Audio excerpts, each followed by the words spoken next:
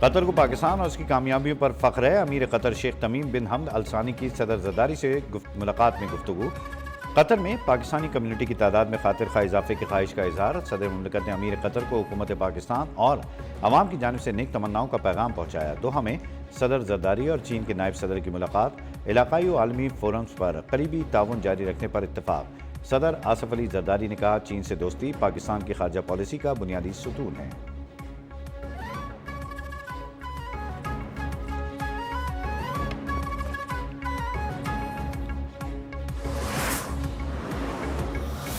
جو اس وقت ہمیں کنٹینجنسی چاہیے کہ جو دونوں بارڈرز پہ ہمارا اس وقت سلسلہ ہے، جو اندرونی اس وقت سچویشن ہے، تو we want to absolutely support our armed forces and civil armed forces.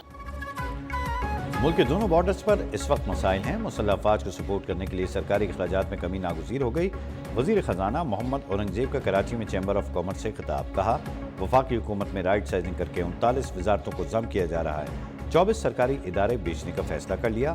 پی آئی کی نجکاری سال ختم ہونے سے پہلے مکمل ہو جائے گی۔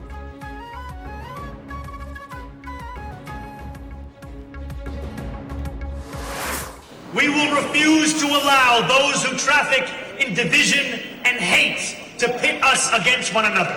Whether you are an immigrant, a member of the trans community, one of the many black women that Donald Trump has fired from a federal job, your struggle is ours too. Zohran Mamdani New York کے پہلے مسلم mayor منتخب۔ فاتحانہ خطاب میں امریکی صدر Donald Trump کو للکار دیا۔ کہا، ٹرمپ سن لیں، نیو یارک تارکین وطن کا شہر ہے اور رہے گا۔ نیو یارک میں اسلام فوبیا کی کوئی گنجائش نہیں۔ مسلمان ہوں۔ نیو یارک نے موروثی سیاست کا خاتمہ کر کے تاریخ رقم کر دی۔ کرپٹ کلچر کا خاتمہ ہوگا۔ ٹرمپ جیسے ارب پتی ٹیکس سے نہیں بچیں گے۔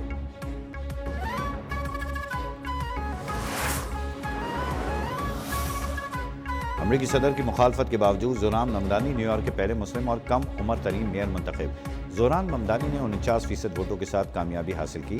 ڈونلڈ ٹرمپ کے حمایت یافتہ اور سابق گورنر اینڈریو کومو نے شکست تسلیم کر لی۔ زوران ممدانی کو کامیابی پر مبارکباد۔ زوران ممدانی 2018 میں کوئنز سے ریاستی اسمبلی کے رکن منتخب ہوئے۔ والدہ میرا نائز فلم ساز اور والد محمود ممدانی ماہر تعلیم ہیں۔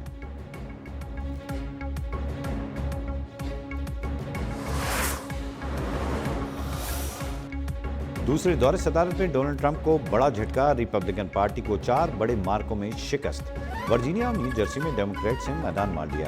ایبیگیل اسپنبرجر اور ورجینیا کی پہلی خاتون گورنر منتخب۔ ڈیموکریٹ پارٹی کی ہی غزالہ ہاشمی نائب گورنر منتخب۔ غزالہ ہاشمی پہلے بھارتی نژاد اور پہلی مسلم نائب گورنر ہیں۔ نیو جرسی میں مکی شیرل گورنر منتخب ہو گئیں۔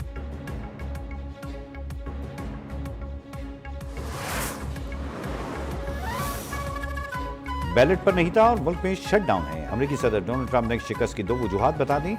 ڈاک ووٹنگ اور ووٹنگ مشینوں کے خاتمے کے لیے ایگزیکٹو آرڈر جاری کرنے کا ارادہ بھی ظاہر کر دیا۔ ڈاک کے ذریعے ووٹنگ مہنگی، متنازع اور غیر شفاف قرار۔ بولے، اس کے ذریعے بڑے پیمانے پر دھاندلی ممکن ہوتی ہے۔ ریاستیں وفاقی حکومت کے ایجنٹ ہوتی ہیں اور انہیں وفاق کا مفاد عزیز ہونا چاہیے۔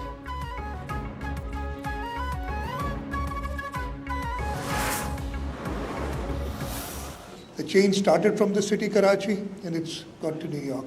Today, New York has elected a 34-year-old Muslim mayor. You can't be redirecting or course correcting any more than this. Karachi کی تبدیلی نیو یارک تک پہنچ گئی۔ کراچی کی طرح نیو یارک کے عوام نے بھی نوجوان میئر چن لیا۔ وزیر اعظم سندھ مراد علی شاہ کا تقریب سے خطاب۔ کہا، کاروباری سرگرمیوں کے لیے سازگار ماحول فراہم کیا جا رہا ہے۔ سندھ میں ایسا نظام بنا رہے ہیں جہاں نوجوانوں کو صوبہ نہ چھوڑنا پڑے۔ IMF شرائط کی وجہ سے وفاق سے IT پارکس اور ٹیکنالوجی زونز کے قیام کی منظوری نہیں ملی۔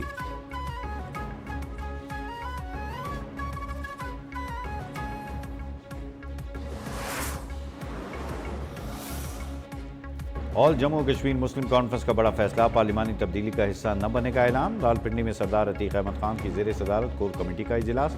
نظریہ الحاق پاکستان کے عزم کا اعادہ۔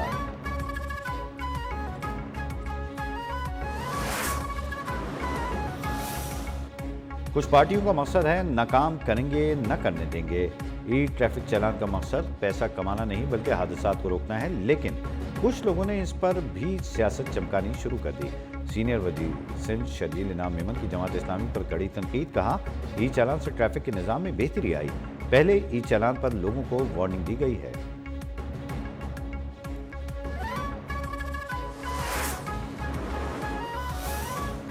جماعت اسلامی نے ای چالان کا نفاذ سندھ ہائی کورٹ میں چیلنج کر دیا۔ امیر جماعت اسلامی منم ظفر نے موقف اپنایا کہ بغیر شناخت کے گاڑی کے مالک کو ای چالان بھیجے جا رہے ہیں۔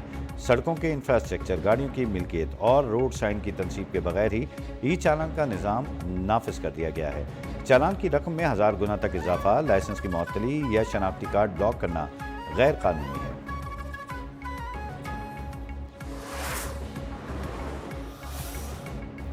اسلام آباد ایئرپورٹ پر شیخ رشید کو بین الملک جانے سے روک دیا گیا۔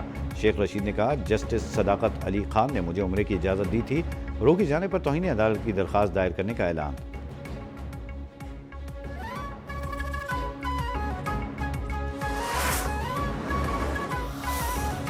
اعظم سوادی متنازع ٹویٹس کے دونوں مقدمات میں بری۔ ڈسٹرکٹ سیشن کورٹ اسلام آباد نے فیصلہ سنا دیا۔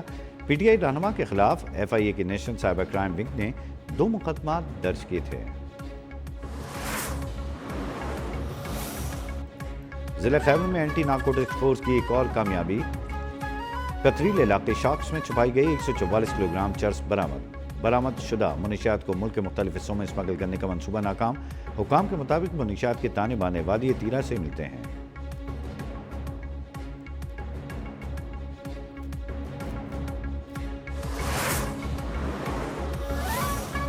پاکستان اسٹاک ایکسچینج میں شدید مندی، 1900 سے زائد پوائنٹس کا اضافہ، 100 انڈیکس 1,60,000 کی سطح بھی کھو بیٹھا۔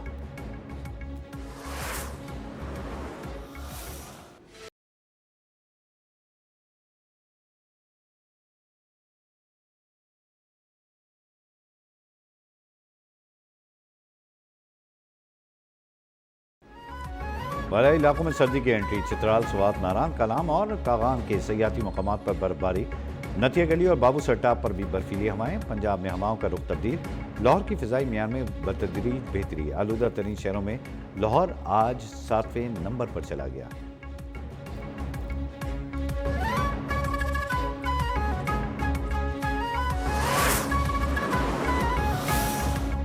امریکی ریاست کنٹکی میں کارگو طیارہ گر کر تباہ، 7 افراد ہلاک، 11 زخمی، اموات میں اضافے کا خدشہ۔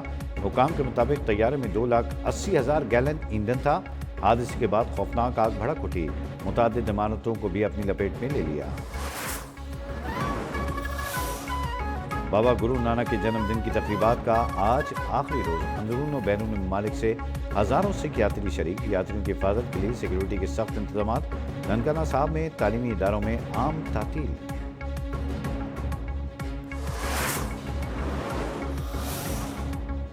آئی سی سی نے ون ڈے کی تازہ ترین درجہ بندی جاری کر دی۔ بابر اعظم اور شاہین شاہ آفریدی کی تنزلی، پلیئرز کی رینکنگ میں روہت شرما کا پہلا نمبر، بولرز میں افغانستان کے راشد خان سر فہرست۔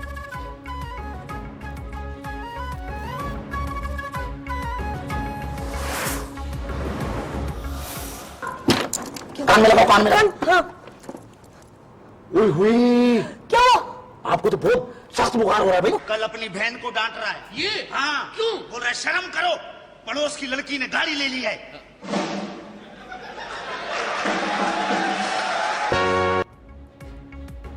اور نامور کامیڈین سکندر صنم کو مداحوں سے بچھڑے 13 برس بیت گئے، ان کے جملے آج بھی مداحوں کے چہروں پر مسکراہٹ بکھیر دیتے ہیں۔